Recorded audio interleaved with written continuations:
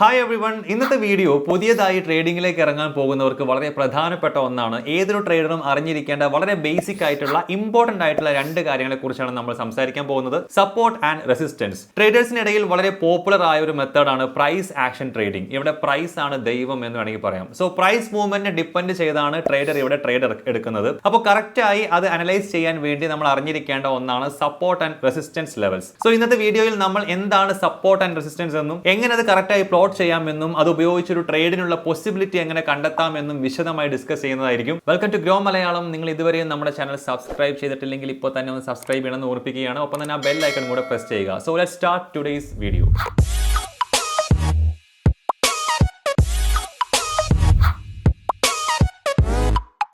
So support എന്താണെന്നും resistance എന്താണെന്നും വ്യക്തമായി മനസ്സിലാക്കാൻ വേണ്ടി നമുക്കൊരു റിയൽ ലൈഫ് എക്സാമ്പിൾ എടുത്തിട്ട് ഇതൊന്ന് എക്സ്പ്ലെയിൻ ചെയ്യാം. സപ്പോസ് നിങ്ങളുടെ കയ്യിൽ ഒരു ടെന്നീസ് ബോൾ ഉണ്ടെന്ന് വിചാരിക്കുക. നിങ്ങളൊരു റൂമിൽ നിൽക്കുകയാണ്. നിങ്ങൾ ആ ടെന്നീസ് ബോൾ താഴെ ഫ്ലോറിലേക്ക് എറിഞ്ഞു കഴിഞ്ഞാൽ അത് താഴെ തട്ടി തിരിച്ചു മുകളിലേക്ക് തന്നെ വരും അല്ലേ? അപ്പോൾ അവിടെ ഫ്ലോർ ഒരു സപ്പോർട്ടായിട്ട് ആക്ട് ചെയ്യണമെന്ന് പറയാം. അതായത് ഓരോ തവണ ബോൾ താഴെ പോകുമ്പോഴും ആ സപ്പോർട്ടിൽ തട്ടി അത് മുകളിലേക്ക് തന്നെ തിരിച്ചു വരുന്നുണ്ട്, റീബൗണ്ട് ചെയ്യുന്നുണ്ട്. ഇനി നേരെ തിരിച്ച് ഈ ടെന്നീസ് ബോൾ നമ്മൾ മുകളിലേക്കാണ് എറിയുന്നതെങ്കിൽ അത് സീലിംഗിൽ തട്ടി താഴേക്ക് തന്നെ വരും അല്ലേ? ഇവിടെ സീലിംഗ് ഒരു റെസിസ്റ്റൻസ് ആയിട്ട് ആക്ട് ചെയ്യുന്നുണ്ട്. അതായത് ടെന്നീസ് ബോൾ ആ സീലിംഗ് വരെ എത്തുമ്പോഴേക്കും, മുകളിലേക്ക് എത്തുമ്പോഴേക്കും അതിനപ്പുറത്തേക്ക് പോകാൻ കഴിയാതെ താഴേക്ക് തന്നെ വരും. അപ്പൊ അത് റെസിസ്റ്റൻസ് ആയിട്ട് ആക്ട് ചെയ്യുന്നു നമുക്ക് പറയാം. ഈ എക്സാമ്പിൾ ഞാൻ നിങ്ങൾക്ക് സപ്പോർട്ട് ആൻഡ് റെസിസ്റ്റൻസ് എന്ന രണ്ട് കൺസെപ്റ്റുകൾ ഒന്ന് ക്ലിയർ ചെയ്യാൻ വേണ്ടി മാത്രം പറഞ്ഞതാണ്. സ്റ്റോക്ക് മാർക്കറ്റിലേക്ക് വന്നാൽ അവിടെയും നിങ്ങൾക്ക് ഈ സപ്പോർട്ട് ആൻഡ് റെസിസ്റ്റൻസ് കാണാൻ പറ്റും. ടെന്നീസ് ബോൾ മുകളിലേക്ക് എറിയുന്ന എക്സാമ്പിൾ ഓർക്കുക. അതുപോലെ ഒരു സ്റ്റോക്കിന്റെ പ്രൈസ് മുകളിലേക്ക് പോയിക്കൊണ്ടിരിക്കുകയാണെന്ന് വിചാരിക്കുക. ഒരു പോയിന്റ് എത്തുമ്പോൾ അത് തിരിച്ച് താഴേക്ക് വരാൻ തുടങ്ങുന്നു. വീണ്ടും പ്രൈസ് മുകളിലേക്ക് പോകാൻ ശ്രമിക്കുമ്പോഴും അതേ പോയിന്റിനോട് അടുത്ത് എത്തുമ്പോൾ തിരിച്ചു വീണ്ടും ഇത് ഇറങ്ങുന്നു. ഇങ്ങനെ കണ്ടിന്യൂസ് ആയിട്ട് ഏതെങ്കിലും ഒരു പോയിന്റിൽ എത്തുമ്പോൾ സ്റ്റോക്ക് പ്രൈസ് റിവേഴ്സ് ചെയ്യുന്നുണ്ടെങ്കിൽ ആ പോയിന്റിനെ നമ്മൾ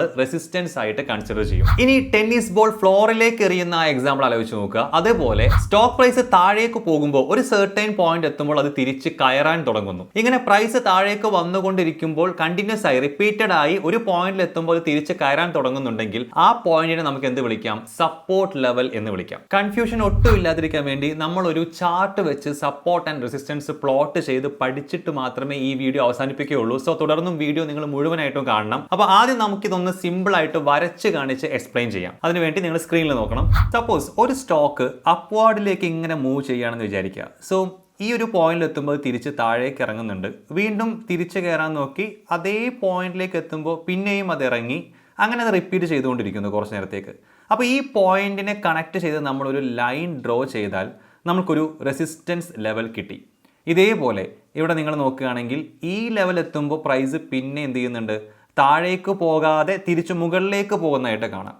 അപ്പോൾ ഈ ലെവൽ ഈ പോയിന്റുകളെല്ലാം കണക്ട് ചെയ്തുകൊണ്ട് നമ്മൾ ലൈൻ വരക്കുമ്പോൾ നമുക്ക് എന്ത് കിട്ടും? ഒരു സപ്പോർട്ട് ലെവൽ കിട്ടും. ഈ സപ്പോർട്ട് ആൻഡ് റെസിസ്റ്റൻസ് ജസ്റ്റ് ഒരു പ്രൈസ് ലെവൽ ആവണമെന്നില്ല, ഒരു സോണും ആകാം. സപ്പോസ് ദ പ്രൈസ് ഇങ്ങനെയാണ് മൂവ് ചെയ്യുന്നതെന്ന് വിചാരിക്കുക. ഇവിടെ നമ്മളൊരു ലൈൻ വരയ്ക്കുന്നു, ഇവിടെ അടുത്ത ലൈനും വരയ്ക്കുന്നു. അപ്പോൾ ഇതിനിടയിൽ കാണുന്ന ഈ സോണാണ് റെസിസ്റ്റൻസ് സോൺ. ആൻഡ് അതേപോലെ ഇവിടെ രണ്ട് ലൈൻസ് ഇങ്ങനെ വരയ്ക്കുകയാണെങ്കിൽ അതിനിടയിൽ കിട്ടുന്ന സോണിനെ നമുക്ക് എന്ത് വിളിക്കാം? സപ്പോർട്ട് സോൺ എന്നും വിളിക്കാം.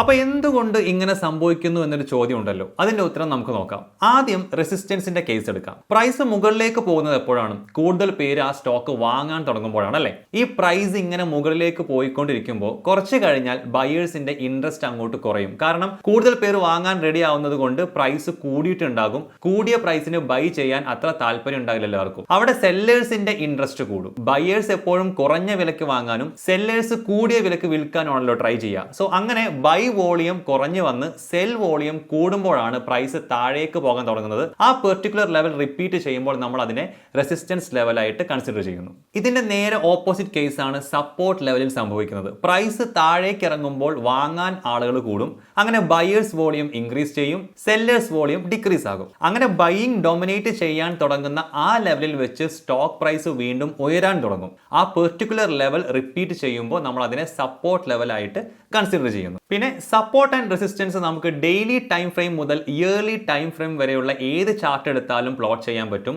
Long term support and resistance നമ്മൾ സ്വിംഗ് ട്രേഡ് എടുക്കാനും short term support and resistance intraday or BTST ട്രേഡ്സിനൊക്കെയാണ് നമ്മൾ യൂസ് ചെയ്യുക. ഇനി സ്ക്രീനിൽ നോക്കുമ്പോൾ നമുക്ക് കാണാം പ്രൈസ് ഇപ്പൊ നമ്മൾ വരച്ചിട്ടുള്ള റെസിസ്റ്റൻസ് അല്ലെങ്കിൽ സപ്പോർട്ട് ലെവൽ അവിടെ എത്തുമ്പോൾ രണ്ട് പോസിബിലിറ്റിയാണ് എപ്പോഴും ഉള്ളത്. ഒന്നെങ്കിൽ ആ റെസിസ്റ്റൻസ് അല്ലെങ്കിൽ സപ്പോർട്ട് ലെവൽ റെസ്പെക്ട് ചെയ്തുകൊണ്ട് പ്രൈസ് അതിന്റെ ഡയറക്ഷൻ ചേഞ്ച് ചെയ്ത് തിരിച്ചു പോകാം, അല്ലെങ്കിൽ ഈ ലെവൽ ബ്രേക്ക് ചെയ്ത് പ്രൈസ് ഏത് ഡയറക്ഷനിലേക്കാണോ പോയിക്കൊണ്ടിരുന്നത് ആ ഡയറക്ഷനിലേക്ക് തന്നെ കുതിക്കുകയും ചെയ്യാം.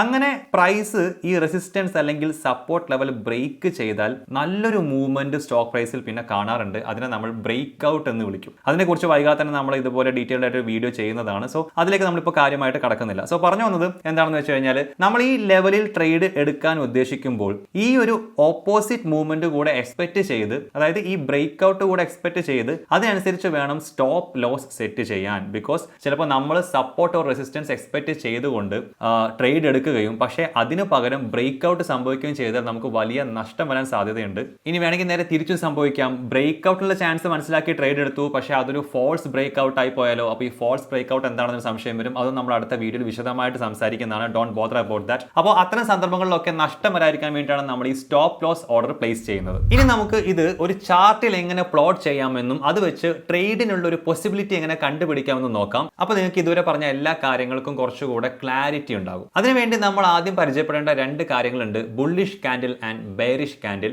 വളരെ ബേസിക് ആയിട്ടുള്ള കാര്യമാണ്, പക്ഷേ വളരെ ഇമ്പോർട്ടന്റും ആണ്. അപ്പോൾ നമുക്ക് അതിനെക്കുറിച്ച് ആദ്യം സംസാരിക്കാം. ഇപ്പോൾ നിങ്ങൾ സ്ക്രീനിൽ കാണുന്നതാണ് കാൻഡിൽ. ഇതൊരു ബുള്ളിഷ് കാൻഡിലാണ് ഇപ്പോൾ നമ്മൾ കാണിച്ചിട്ടുള്ളത്.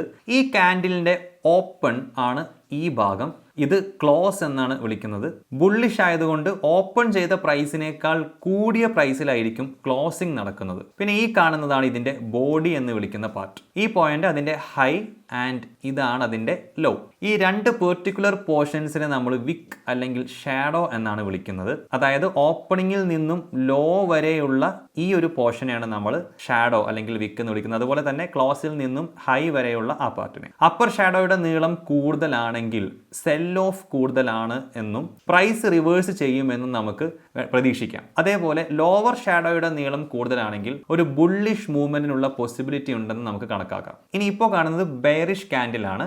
ഇതിലും നിങ്ങൾക്ക് ഓപ്പൺ കാണാം, ക്ലോസ് കാണാം. ഇവിടെ ബെയറിഷ് ആയതുകൊണ്ട് തന്നെ ഓപ്പൺ പ്രൈസിനേക്കാൾ കുറവായിരിക്കും ക്ലോസിംഗ് പ്രൈസ്. പിന്നെ ഇതാണ് അതിന്റെ ബോഡി ആൻഡ് ഇത് രണ്ടും ഷാഡോസ്. ഇനി നമ്മൾ ചാർട്ടിലേക്ക് പോകുമ്പോൾ അവിടെ ഗ്രീൻ കളറിൽ കാണിക്കുന്നതെല്ലാം ബുള്ളിഷ് കാൻഡിൽസും റെഡ് കളറിൽ കാണിക്കുന്നതെല്ലാം ബെയറിഷ് കാൻഡിൽസും ആയിരിക്കും. റെസിസ്റ്റൻസ് ലെവലിൽ എത്തിയിട്ട് സ്റ്റോക്ക് പ്രൈസ് താഴേക്ക് ഇറങ്ങുമ്പോൾ ഇമ്മീഡിയറ്റ്ലി ബെയറിഷ് കാൻഡിൽസ് നമുക്ക് കാണാൻ പറ്റും. സപ്പോർട്ട് ലെവൽ റെസ്പെക്ട് ചെയ്ത് പ്രൈസ് തിരിച്ച് കയറുമ്പോൾ ബുള്ളിഷ് കാൻഡിൽസുമാണ് നമുക്ക് കാണാൻ പറ്റുക. സോ പ്രൈസ് റിവേഴ്സ് ചെയ്യുന്നുണ്ടോ എന്നറിയാൻ ഈ കാൻഡിൽസ് നമ്മളെ സഹായിക്കും. ഇനി നമുക്ക് ചാർട്ടിൽ എങ്ങനെ ഈ support and resistance levels plot ചെയ്യാം എന്ന് നോക്കാം. അപ്പോൾ ഇനി നമ്മൾ നോക്കാൻ പോകുന്നത് ഒരു ആക്ച്വൽ ചാർട്ട് വെച്ച് എങ്ങനെ സപ്പോർട്ട് ആൻഡ് റെസിസ്റ്റൻസ് കണ്ടുപിടിക്കാം, എങ്ങനെ ഇത് രണ്ടും പ്ലോട്ട് ചെയ്യാം എന്നുള്ള കാര്യങ്ങളാണ്. അതിനുവേണ്ടി നമ്മൾ ഗ്രോ ആപ്ലിക്കേഷനിലെ ടാറ്റ മോട്ടോഴ്സിന്റെ 1 ഡേ ഫ്രെയിമിലുള്ള ചാർട്ടാണ് എടുത്തിട്ടുള്ളത്. അതിപ്പോൾ നിങ്ങൾക്ക് സ്ക്രീനിൽ കാണാം. ഈ ചാർട്ട് മോണിറ്റർ ചെയ്യുമ്പോൾ നമുക്ക് ഒരു കാര്യം വ്യക്തമാവും. അതായത് ഈ 3 പോയിന്റുകൾ നമ്പർ 1, നമ്പർ 2, നമ്പർ 3 ഈ 3 പോയിന്റുകൾ ശ്രദ്ധിച്ചാൽ നമുക്ക് മനസ്സിലാവും. ഇവിടെ സ്റ്റോക്ക് പ്രൈസ് താഴേക്ക് വന്നതിന് ശേഷം ഈ പോയിന്റുകളിൽ എത്തുമ്പോൾ വീണ്ടും റീബൗൺസ് ചെയ്ത് മുകളിലേക്ക് തന്നെ ഉയർന്നു പോയിട്ടുണ്ട് നമുക്ക് കാണാം അല്ലേ.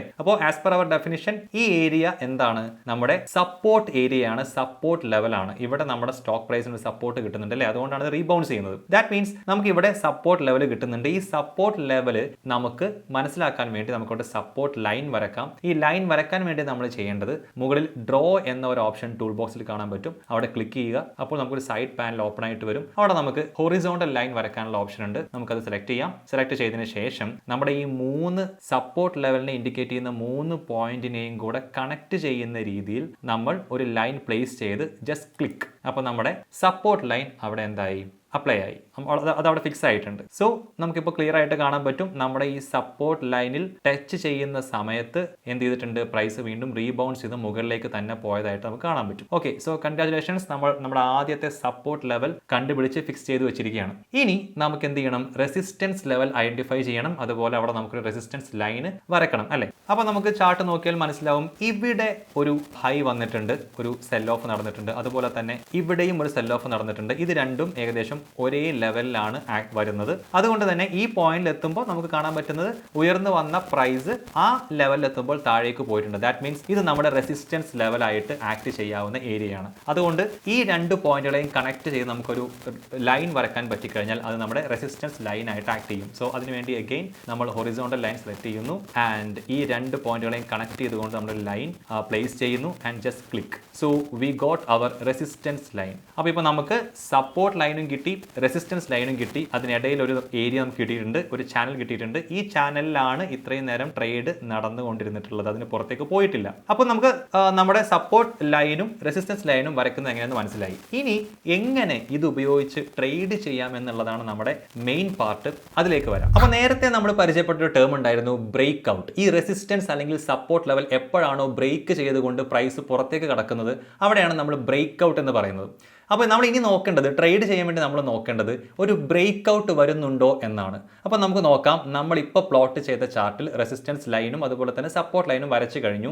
ഇനി ഒരു ബ്രേക്ക് ഔട്ട് സംഭവിക്കുമോ എന്നുള്ളതാണ് ട്രേഡ് ചെയ്യാൻ വേണ്ടി നമ്മൾ ശ്രദ്ധിക്കേണ്ടത്. And let's go back to our chart. ഈ ചാർട്ടിൽ ഇപ്പോൾ നമുക്ക് കാണാൻ പറ്റുന്നത് 29th ജൂലൈ വരെയുള്ള പ്രൈസ് മൂവ്മെന്റ് ആണ്. അപ്പോൾ ഞാനിതൊന്ന് സ്ക്രോൾ ചെയ്ത് കുറച്ചുകൂടെ ഇങ്ങോട്ട് പോരുന്ന സമയത്ത് നമുക്കിപ്പോൾ നമ്മുടെ ചാർട്ടിൽ കാണുന്നത് ഇന്നത്തെ, അതായത് August 5th വരെയുള്ള പ്രൈസ് മൂവ്മെന്റ് കാണാം. സോ നമ്മളിപ്പോൾ പറഞ്ഞത് നമ്മളൊരു ബ്രേക്ക് ഔട്ടിന് വേണ്ടിയിട്ടാണ് കാത്തിരിക്കേണ്ടതെന്നാണ്. And we can see that August 1st ഒരു ബ്രേക്ക് ഔട്ട് സംഭവിച്ചിട്ടുണ്ട്. അതായത് ഇവിടെ ലോങ് ഗ്രീൻ കാൻഡിൽ നിങ്ങൾക്ക് കാണാൻ പറ്റും. അത് നമ്മുടെ റെസിസ്റ്റൻസ് ലൈന് ബ്രേക്ക് ചെയ്ത് മുകളിലേക്ക് പോയതായിട്ട് നമുക്ക് കാണാൻ പറ്റും. സോ ദാറ്റ് മീൻസ് അവിടെ ഒരു ബ്രേക്ക് ഔട്ട് സംഭവിച്ചു എന്നുള്ളതാണ്. അപ്പോൾ നമ്മൾ ചെയ്യേണ്ടത് ഈ ബ്രേക്ക് ഔട്ട് സംഭവിക്കുമ്പോൾ ആ ഗ്രീൻ കാൻഡിൽ ബാറിന്റെ ടോപ്പ്, അതായത് ഹൈ എവിടെയാണെന്ന് നോക്കുക. ദാറ്റ് മീൻസ് 480 rupees സംതിങ് ആണ് അവിടെ വരുന്നത്. നമുക്കൊന്ന് സൂം ചെയ്യാം. ദാറ്റ് മീൻസ് അതെ. അപ്പോൾ നമ്മൾ ആ ഗ്രീൻ ബാറിന്റെ ഹൈ നോക്കുന്ന സമയത്ത് 479 rupees ആണ് വന്നിട്ടുള്ളത്. അപ്പോൾ ഈ 479 rupeesന് നമുക്ക് എന്ത് ചെയ്യാം? ഈ സ്റ്റോക്ക് ബൈ ചെയ്യാം. ആൻഡ് നമ്മുടെ എക്സ്പെക്ടേഷൻ എന്താണ്? നമ്മൾ നേരത്തെ പറയുകയുണ്ടായി, വൺസ് ബ്രേക്ക് ഔട്ട് സംഭവിച്ചു കഴിഞ്ഞാൽ പിന്നീട് അങ്ങോട്ട് സ്റ്റോക്ക് പ്രൈസ് കുത്തനെ ഉയരാനാണ് സാധ്യത കൂടുതൽ എന്നാണ്. അതാണ് നമ്മുടെ എക്സ്പെക്ടേഷൻ. സ്വാഭാവികമായിട്ടും അങ്ങനെ ഉയർന്നു വരുമ്പോൾ അതിൽ നിന്ന് നമുക്ക് എന്ത് ചെയ്യാൻ പറ്റും? പ്രോഫിറ്റ് നേടാൻ പറ്റും. പക്ഷേ ഇൻ കേസ് നമ്മുടെ പ്രതീക്ഷയ്ക്ക് ഓപ്പോസിറ്റ് ആയിട്ട് ഇത് ഉയർന്നില്ല, പകരം താഴേക്ക് തന്നെ പോകുന്നു വിചാരിക്കുക. അപ്പോൾ നമുക്ക് വലിയ നഷ്ടമുണ്ടാവാൻ സാധ്യതയുണ്ട്. അതുകൊണ്ട് നമ്മൾ എന്ത് ചെയ്യണം? ആ നഷ്ടം വരാതിരിക്കാൻ വേണ്ടിയിട്ട് നമ്മളൊരു സ്റ്റോപ്പ് ലോസ് പ്ലേസ് ചെയ്യും. ആ സ്റ്റോപ്പ് ലോസ് പ്ലേസ് ചെയ്യേണ്ടത് എവിടെയാണ്? ഈ ഭാഗമായിട്ട്, അതായത് നമ്മുടെ ഗ്രീൻ കാൻഡിൽ ബാറിന്റെ ലോയിലാണ് നമ്മൾ എന്ത് ചെയ്യേണ്ടത്? സ്റ്റോപ്പ് ലോസ് പ്ലേസ് ചെയ്യേണ്ടത്. അത് 451 rupees വരും. ദാറ്റ് മീൻസ് 451 rupees നമുക്കൊരു സ്റ്റോപ്പ് ലോസ് സെറ്റ് ചെയ്ത് വെക്കാം. ഇനി നമ്മുടെ എക്സ്പെക്ടേഷൻ പോലെ തന്നെ ആഫ്റ്റർ ബ്രേക്ക് ഔട്ട് ഈ സ്റ്റോക്ക് പ്രൈസ് കുത്തനെ വില ഉയർന്ന് മുകളിലേക്ക് തന്നെ പോയി എന്ന് വിചാരിക്കുക. സോ നെക്സ്റ്റ് ടൈം എവിടെ വെച്ചായിരിക്കും വീണ്ടും ഒരു റിവേഴ്സൽ വരിക? അതായത് ഈ ഉയർന്നു പോയിക്കൊണ്ടിരിക്കുന്ന സ്റ്റോക്ക് എവിടെ വെച്ചായിരിക്കും വീണ്ടും അതിന്റെ വില കുറഞ്ഞ് താഴേക്ക് വരിക എന്ന് നമുക്ക് ആന്റിസിപ്പേറ്റ് ചെയ്യാൻ വേണ്ടി നമ്മളെ സഹായിക്കാൻ വേണ്ടിയിട്ട് അടുത്ത ഒരു റെസിസ്റ്റൻസ് ലൈൻ നമുക്ക് വരക്കാൻ പറ്റും. അതിനുവേണ്ടി നമ്മൾ നോക്കേണ്ടത് ഈ റീജിയൻ ആണ്. നമുക്ക് കാണാം ഇവിടെ പ്രൈസ് മൂവ്മെന്റ് ഓരോ ഈ പോയിന്റിൽ എത്തുന്ന സമയത്തും ഈ പോയിന്റിൽ എത്തുമ്പോഴും ഇവിടെയും എന്ത് ചെയ്തിട്ടുണ്ട്? റിവേഴ്സ് ചെയ്തിട്ടുണ്ട്. ദാറ്റ് മീൻസ് ഇത് ഒരു റെസിസ്റ്റൻസ് ലെവലായിട്ട് ആക്ട് ചെയ്യുന്ന ഏരിയയാണ്. പക്ഷേ ഇവിടെ ഒരു പ്രശ്നം എന്താണെന്ന് വെച്ച് കഴിഞ്ഞാൽ നമുക്ക് ഇതിനെ ഈ മൂന്ന് പോയിന്റുകളെയും കണക്ട് ചെയ്തുകൊണ്ട് ഒരു ലൈൻ വരക്കുക എന്ന് പറയുന്നത് പ്രാക്ടിക്കൽ അല്ല. അപ്പോൾ അവിടെ നമ്മൾ മനസ്സിലാക്കേണ്ട ഒരു കാര്യം, നമ്മൾ റെസിസ്റ്റൻസ് എന്ന് പറയുമ്പോൾ അല്ലെങ്കിൽ സപ്പോർട്ട് എന്ന് പറയുമ്പോൾ അത് എപ്പോഴും ഒരു ലൈൻ ആയിരിക്കണം എന്നില്ല, അതൊരു ഏരിയയാണ് അല്ലേ. സോ ഇവിടെ നമുക്ക് ഒരു ലൈനിന് പകരം നമുക്കൊരു ഏരിയ തന്നെ വരക്കേണ്ടി വരും, പ്ലോട്ട് ചെയ്യേണ്ടി വരും. അതിനുവേണ്ടി നമുക്ക് വീണ്ടും നമ്മുടെ സൈഡ് ബാറിൽ പോയിട്ട് നമുക്കൊരു റെക്റ്റാങ്കിൾ ചൂസ് ചെയ്യാം. ഇങ്ങനെ നമുക്കൊരു റെക്റ്റാങ്കിൾ കൊണ്ട് ഈ ഏരിയ മാർക്ക് ചെയ്യാം. Okay, this is that area. ഇനി നമുക്ക് കാണാം നമ്മുടെ ബ്രേക്ക് ഔട്ട് വന്നിരിക്കുന്നിടത്തേക്ക് നമുക്ക് ഈ റെക്റ്റാങ്കിൾ ഒന്ന് എക്സ്റ്റെൻഡ് ചെയ്യാം. Okay, so this is our resistance area. നമ്മുടെ റെസിസ്റ്റൻസിന്റെ ലെവൽ ഇവിടെ നമ്മളൊരു ഏരിയയിലാണ് പ്ലോട്ട് ചെയ്തിട്ടുള്ളത്. അപ്പോൾ ഈ ഏരിയ എന്ന് പറയുന്നത് 533 സംതിങ് rupees ആണ് വരുന്നത്. സോ ദാറ്റ് മീൻസ് അടുത്ത റിവേഴ്സൽ സംഭവിക്കുന്നുണ്ടാവുക മിക്കവാറും എവിടെ എത്തുമ്പോഴായിരിക്കും? ഈ റെസിസ്റ്റൻസ് ലെവൽ എത്തുമ്പോഴാണ്. ദാറ്റ് മീൻസ് 533 അല്ലെങ്കിൽ 534 rupees എത്തുമ്പോൾ. അപ്പോൾ ആ പോയിന്റിൽ വെച്ച് നമുക്ക് എന്ത് ചെയ്യാൻ പറ്റും? ഈ സ്റ്റോക്ക് സെല്ല് ചെയ്യാൻ പറ്റും. അപ്പോൾ നമ്മൾ ട്രേഡ് എടുക്കേണ്ടത് അഥവാ ബൈ ചെയ്യേണ്ടത് എപ്പോഴാണെന്നാണ് ഇനി പറയാൻ പോകുന്നത്. ഈ ഗ്രീൻ കാൻഡിലാണല്ലോ ഇവിടെ ബ്രേക്ക് ഔട്ടിനെ ഇൻഡിക്കേറ്റ് ചെയ്യുന്നത്. ഈ ഗ്രീൻ കാൻഡിലിനെയും മറികടന്ന് അതിനേക്കാൾ മുകളിൽ അടുത്ത ഒരു ഗ്രീൻ കാൻഡിൽ ഫോം ചെയ്താലാണ് നമ്മൾ ട്രേഡ് എടുക്കേണ്ടത്. അപ്പോൾ ബൈ ചെയ്യേണ്ട പ്രൈസ് പക്ഷേ ഇപ്പോൾ ഫോം ചെയ്തിട്ടുള്ള ഈ കാണുന്ന ഗ്രീൻ കാൻഡിലിന്റെ ഹൈയിൽ വരുന്ന പ്രൈസ് തന്നെയാണ്. പക്ഷേ ഇവിടെ നമുക്ക് കാണാനാകുന്നത് നമ്മുടെ ബ്രേക്ക് ഔട്ട് കാൻഡിലിന് ശേഷം പിന്നെ വന്നത് ഗ്രീൻ കാൻഡിൽ അല്ല, റെഡ് കാൻഡിലാണ്. പ്രൈസ് താഴേക്ക് തന്നെ പോയിരിക്കുകയാണ്. അതുകൊണ്ട് ഇവിടെ ഒരു ട്രേഡ് നടക്കില്ല. അപ്പോൾ ഇതാണ് support and resistance resistance in trading. അപ്പോൾ അടുത്ത വീഡിയോയിൽ നമ്മൾ ഇതിന്റെ കണ്ടിന്യൂഷൻ ആയിട്ട് പുതിയ കാര്യങ്ങൾ കൂടി പറഞ്ഞു തരുന്നതാണ്. നിങ്ങൾക്ക് കൂടുതലായിട്ട് ഇതിൽ അറിയണമെന്നുണ്ടെങ്കിൽ കമന്റ് ബോക്സിൽ ഷെയർ ചെയ്യാം. അതുകൂടെ കൺസിഡർ ചെയ്തുകൊണ്ടായിരിക്കും നമ്മുടെ ഇനി വരാനുള്ള വീഡിയോസ് നമ്മൾ പോസ്റ്റ് ചെയ്യുന്നത്. ആൻഡ് ഈ വീഡിയോ എഡ്യൂക്കേഷണൽ പർപ്പസിന് വേണ്ടി മാത്രമുള്ളതാണെന്ന് ഓർമ്മിപ്പിക്കുകയാണ്. നമ്മൾ യാതൊരു വിധത്തിലുള്ള ബൈ ഓർ സെൽ റെക്കമെൻഡേഷൻ നൽകുന്നില്ല. പ്യുവർ എഡ്യൂക്കേഷണൽ പർപ്പസിന് വേണ്ടി മാത്രമുള്ളതാണ് നമ്മുടെ ഈ video. So thank you for watching. By.